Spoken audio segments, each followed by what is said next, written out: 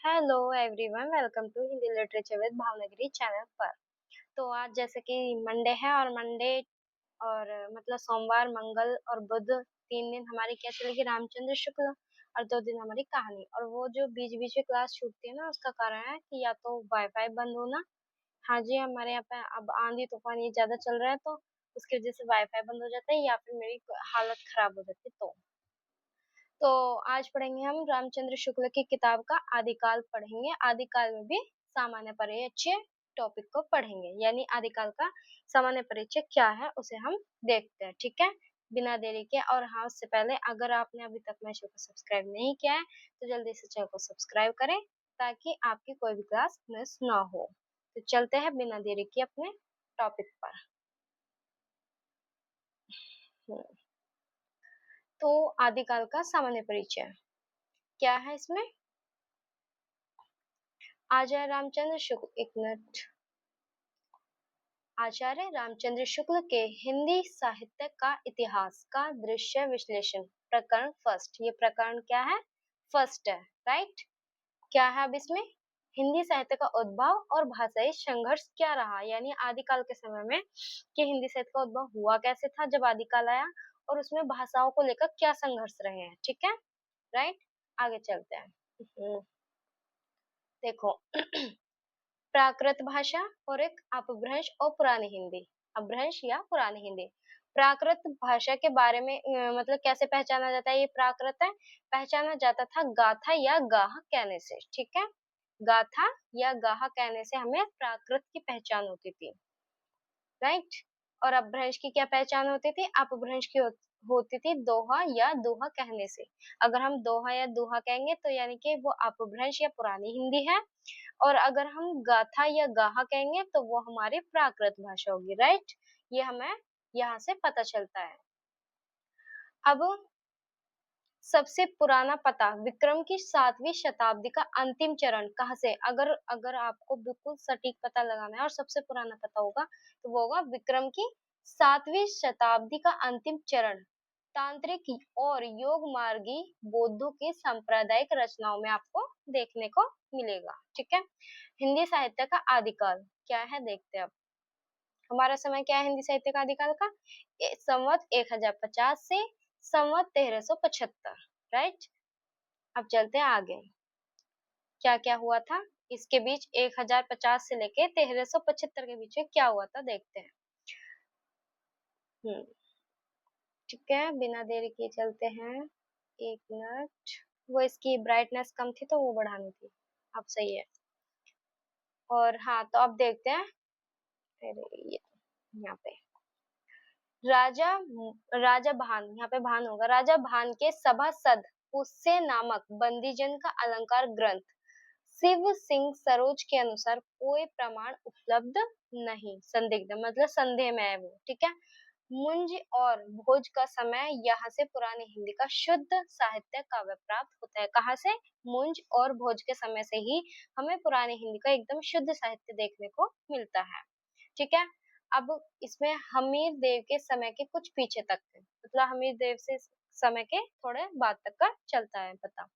और अगर क्वेश्चन पूछा जाता है कि अगर हमारी पुरानी हिंदी का शुद्ध साहित्य या काव्य प्राप्त जो होता है वो कब से होता है, मुंज या भोज के समय से हमें देखने को ये सब चीजें मिलती हैं। ठीक है, अतः हिंदी साहित्य का आदिकाल संवत 1050 से लेकर संवत 1375 तक का समय माना जाता है। आदिकाल प्रकरण फर्स्ट, सामान्य परिचय। अब देखते हैं कैसे कैसे क्या होता गया था। विषय मिश्रण क्या है, धर्म, मतलब इसमें हमें क्या क्या देखने को मिलते थे, धर्म, नीति, श्रृंगार और वीर। ठीक है, ये ऐतिहासिक देखने को हमें मिले थे। प्रथम 150 वर्ष कोई विशेष प्रवृत्ति निश्चित नहीं, सब प्रकार की रचनाएं मिलती थी, यानी कि हमें आदिकाल में ज्यादातर सभी प्रकार की रचनाएं मिली। कितने, प्रथम 150 वर्ष यानी शुरू के स्टार्टिंग के जो पहले पहले 150 वर्ष थे उसमें कोई ऐसी विशेषताएं नहीं थी, सब तरह के हमें वो मिलती थी रचनाएं। ठीक है, कहने का मतलब ये है। इस निर्दिष्ट इस इस अनिर्दिष्ट लोक प्रवृत्ति के उपरांत साहित्य की धारा ने एक विशेष रूप लिया। यह बदलाव क्यों और कैसा है, कौन सा विशेष रूप लिया, अब आगे पढ़ेंगे, हम देखते हैं। आदिकाल प्रकरण फर्स्ट, वीर गाथा काल का नामकरण। ये तो वही आता है बिल्कुल। वीरगाथा काल का नामकरण कैसे कैसे हुआ, आप देखो। ये अगर आपका रिटन एग्जाम है ना, आप सिर्फ उसमें आदिकाल के बारे में थोड़ा बहुत ऐसे, और जब आगे पढ़ा दूंगी पूरा, जब पूरे इसका कंप्लीट हो जाएंगे प्रकरण, तो आप रिटन एग्जाम में सिर्फ फ्लो चार्ट इस टाइप के बना बना के आप एग्जाम को अच्छे से कर सकते हो। ठीक है, अब चलते हैं, देखते हैं। मुसलमानों की चढ़ाइयों का प्रारंभ, यानी वीरगाथा काल का नाम कैसे पड़ा, क्यों पड़ा, देखो। मुसलमानों की चढ़ाइयों का प्रारंभ आश्रयदाता आश्रयदाता राजा को पराक्रम पूर्ण गाथाओं की आवश्यकताएं पड़ी। राज्यश्रित कवि और चारण या भाट द्वारा राजाओं के चरित्रों का वर्णन, नीति और श्रृंगार के फुटकल दोहे पीछे छूट गए। यही प्रबंध परंपरा रासो कहलाई। ठीक है, इसी लक्ष्य के आधार पर इस काल का नामकरण वीरगाथा काल रखा गया है। किसके, अब देखो क्या क्या था उसमें। मुसलमानों की चढ़ाई का प्रारंभ हुआ, आश्रयदाता राजाओं का पराक्रमपूर्ण गाथाओं की आवश्यकता है, राज्यश्रित कवि और चारण भाट द्वारा राजाओं के चरित्रों का वर्णन, नीति और संघर्ष के फुटकल दोहे पीछे छूट चुके थे। ठीक है, यही प्रबंध परंपरा रासो कहलाई, यानी कि मुसलमानों की चढ़ाई, आश्रयदाता, राज्यश्रित कवि, ये सब हमारी परंपरा क्या कहलाई, रासो कवि कहलाई। इसी लक्ष्य के आधार पर इस काल का नाम वीरगाथा काल नाम रखा गया। ठीक है, अब आई होप आपको समझ में आ गया होगा वीरगाथा काल क्यों पड़ा इसका नाम। प्राप्त साहित्यिक सामग्री, हमें मतलब आदिकाल में ये जो सामग्रियां मिली, कहाँ कहाँ से मिली, कैसे कैसे मिली, संदिग्ध और असंदिग्ध 2 रूपों में मिलती है। आप ध्यान रखना, 2 रूपों में हमें क्या मिलती है, प्राप्त साहित्यिक सामग्री। कौन, एक तो संदिग्ध रूप में और एक असंदिग्ध रूप में। अब देखते हैं, असंदिग्ध सामग्री की भाषा क्या थी, अपभ्रंश अर्थात प्राकृता भाष हिंदी। ठीक है, ये बहुत इंपॉर्टेंट है, पूछी जा सकती है कि असंदिग्ध सामग्री की भाषा क्या रही, या क्या थी, या क्या है, तो वो है अपभ्रंश अर्थात प्राकृता भाष हिंदी।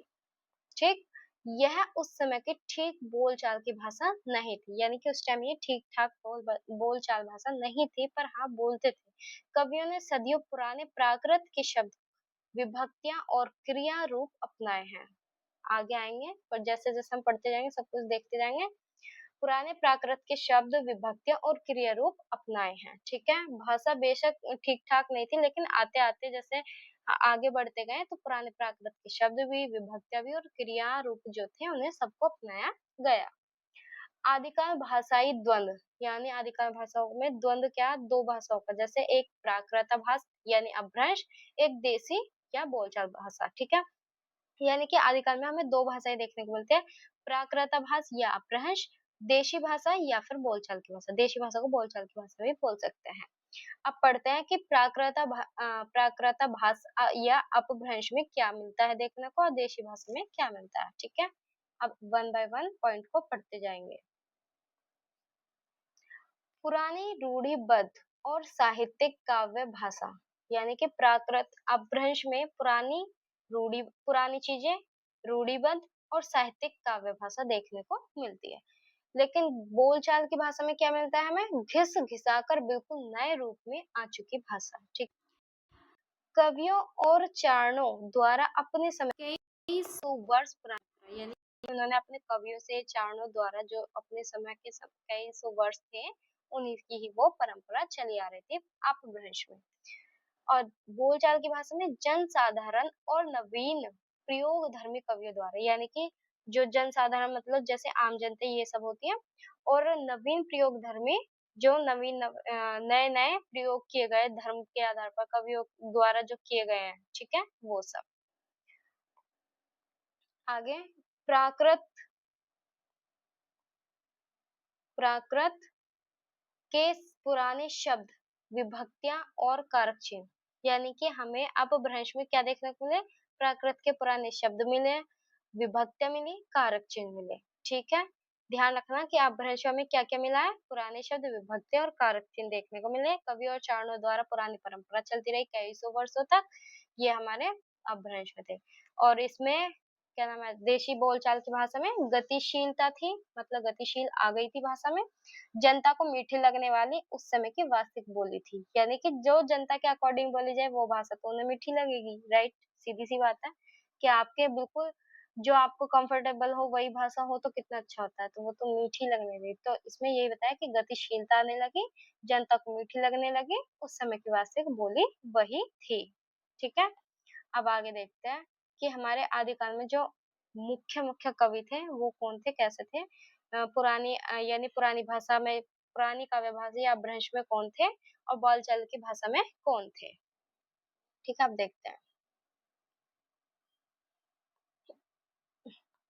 देखो, शारंगधर 14वीं शताब्दी के लेखक हैं।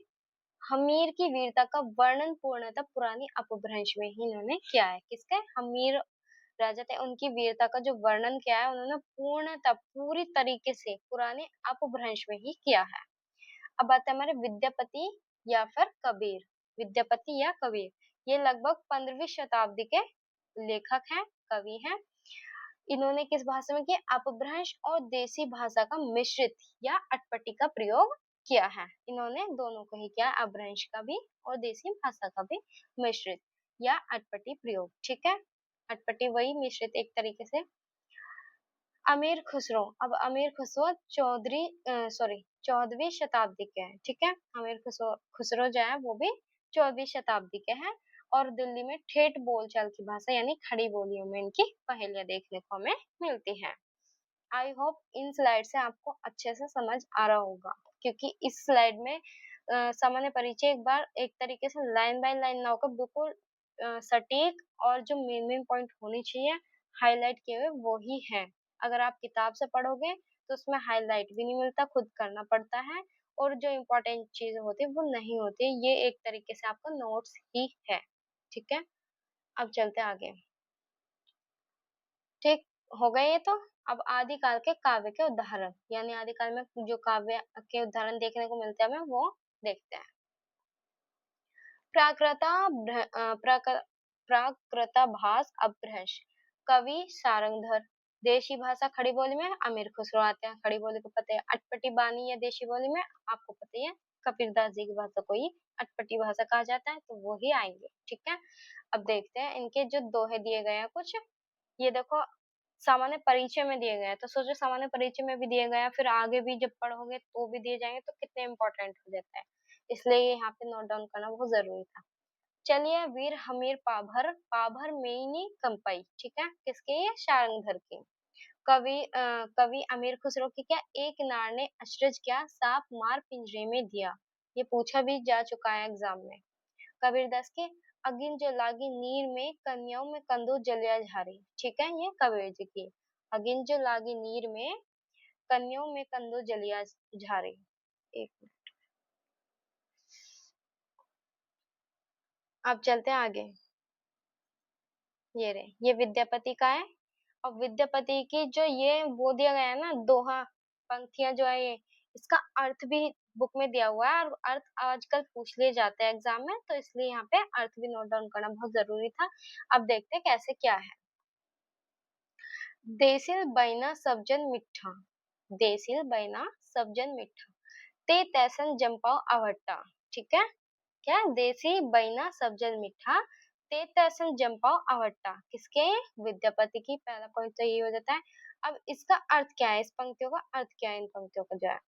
देसिल बैना मतलब देशी भाषा, बोलचाल की भाषा जो आम जनता बोलते हैं, देसी भाषा। ठीक है, सबजन मिठा, सबजन मतलब, सबजन मिठा का मतलब सबको मीठी लगने वाली। ठीक है, ते तसन जंपा अवट्ठा, यानी इसलिए मैं वैसा ही अपभ्रंश देसी भाषा मिला हुआ अवट्ठा कहता हूँ। ठीक है, ये विद्यापति जी की पंक्ति है, और विद्यापति जी ने इस पंक्ति के माध्यम से यह बात समझाई है कि देसी बहना मतलब देशी भाषा, सबजन मिठा जो सबको मीठी लगती हो, ते तैसन जंपाओ अवट्टा, इसलिए मैं वैसा ही अपभ्रंश यानी देशी भाषा का मिला हुआ अवट्टा कहता हूँ।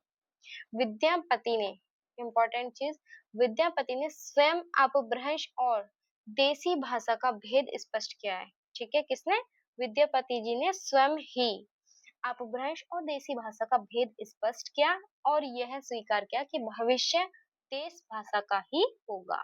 ठीक है, ये हो गया आपका। अब चलते हैं आगे। आदिकाल के अध्ययन की दिशा यानी ग्रंथ की संरचना। आदिकाल का जब अध्ययन किया जाए तो कुछ ग्रंथ भी लिए गए होंगे जैसा भी है। ठीक है, इसी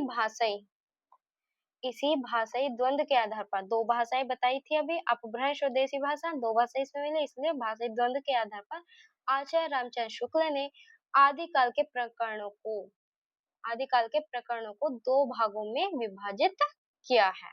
कौन से वे दो भाग देखते हैं। पहले अपभ्रंश की रचनाओं का संक्षिप्त यानी शॉर्ट रूप दिखाया, शॉर्ट में उसका उल्लेख क्या है।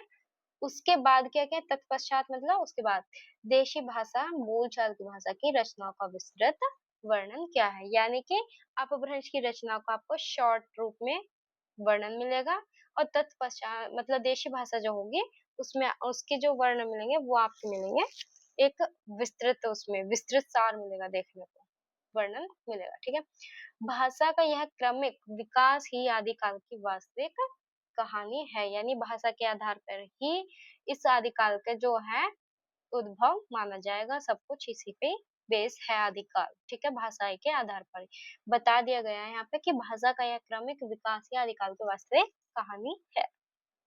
राइट, अब मैं आपको बता दूं जो अभी तक कहानी मैं पढ़ा चुकी हूँ वो आपको टेलीग्राम पे मिल जाएगी या आप हिंदीसमा.com से डाउनलोड कर सकते हैं उस पढ़ने के लिए।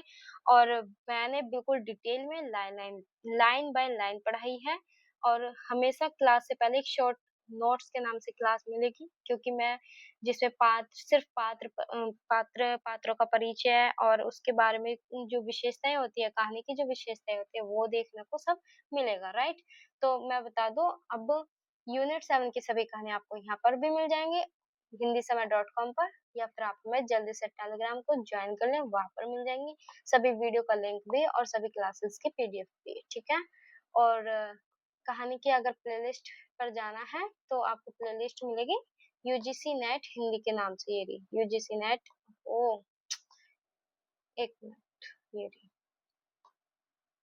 यूजीसी नेट हिंदी कहानी के नाम से आपको प्लेलिस्ट मिल जाएगी, जाइए देखिए, बिल्कुल अच्छे से पढ़ाई गई है, डिटेल में पढ़ाई गई है। और हाँ, आपको ये नोट्स से जरूर हेल्प होगी, मुझे पूरी आशा है। कोई डाउट हो तो कमेंट बॉक्स से पूछ लीजिए, वरना आप टेलीग्राम पर मैसेज करके पूछ लीजिए। और आई आई होप आपकी तैयारी भी अच्छी चल रही होगी क्योंकि एग्जाम बहुत नजदीक है। अब मिलते हैं ऐसे ही कंटेंट के साथ फिर से नेक्स्ट वीडियो में, तब तक के लिए बाय टाटा, धन्यवाद।